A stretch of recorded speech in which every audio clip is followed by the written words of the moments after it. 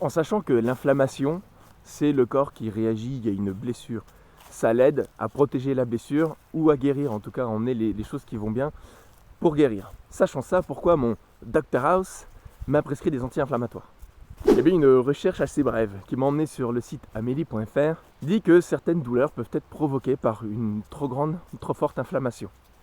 Donc prescrire des anti-inflammatoires en fait permet donc de réduire l'inflammation et de ce fait donc réduire la douleur. Mais bon, on sait aussi que prendre des médicaments, prendre quelque chose de chimique, permet aussi de dérégler le corps, notamment le foie qui va devoir filtrer le sang. C'est pourquoi d'ailleurs on conseille de prendre des médicaments avec parcimonie et que si un médecin te le prescrit, évidemment. Bon, donc je fais l'impasse sur le fait que ce médecin ne sait pas ce que j'ai. Il m'a prescrit antidouleur, anti-inflammatoire parce que j'ai passé ma nuit du 25-26. J'ai passé une nuit très difficile parce que je ne pouvais plus bouger, ça faisait trop mal et j'ai très peu dormi. Maintenant, ce qui ressemble plus à l'essence primitive, en fait, c'est de laisser le corps guérir tout seul. Alors bien évidemment, j'ai pris les médicaments au cas où. Voilà, d'ailleurs j'ai bien fait puisque la nuit dernière, j'avais du mal aussi à bouger en allant me coucher, donc j'ai pris l'antidouleur. Cependant, le reste de la journée, hier et aujourd'hui, en tout cas ce matin, j'ai toujours rien pris. Je trouve que mon corps commence à se remettre. J'ai marché hier, je marche aujourd'hui, pieds nus, dans l'herbe. Parce qu'il paraît que ça régule l'inflammation. Donc là, ce qui ressemble le plus à l'essence primitive dans mon cas, c'est de se poser la bonne question.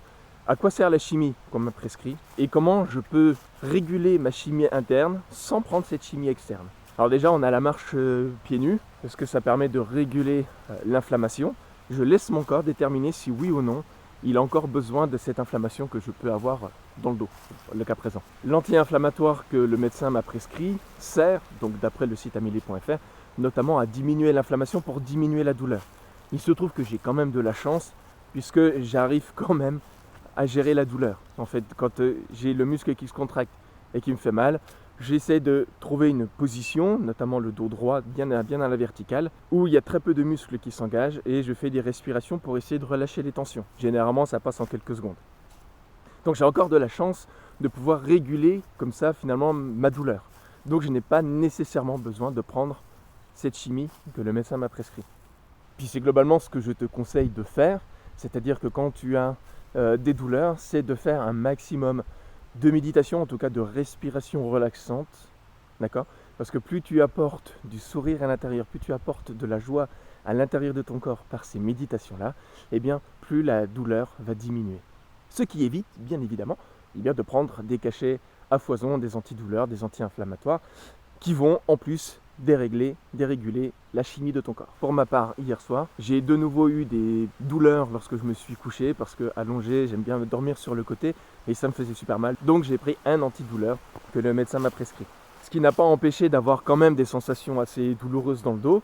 Je sentais que ça titillait et là, je faisais ma méditation, ma respiration de relâchement. L'idée, c'était quand même de dormir, de pouvoir me reposer puisque c'est pendant notre sommeil notamment que le corps guérit. Écoute, si toi aussi tu as un exemple comme ça d'expérience de vie où le médecin t'a prescrit quelque chose et tu as préféré une solution beaucoup plus naturelle, écoute, tu la partages dans les commentaires. Donc si tu as aimé cette vidéo, tu la partages, tu la likes, pense à t'abonner à la chaîne pour être au courant des prochaines sorties des vidéos. Et il ne me reste plus qu'à te souhaiter de garder l'esprit ouvert, de prendre soin de toi, ça c'est évident. Et puis à très bientôt. Ciao ciao.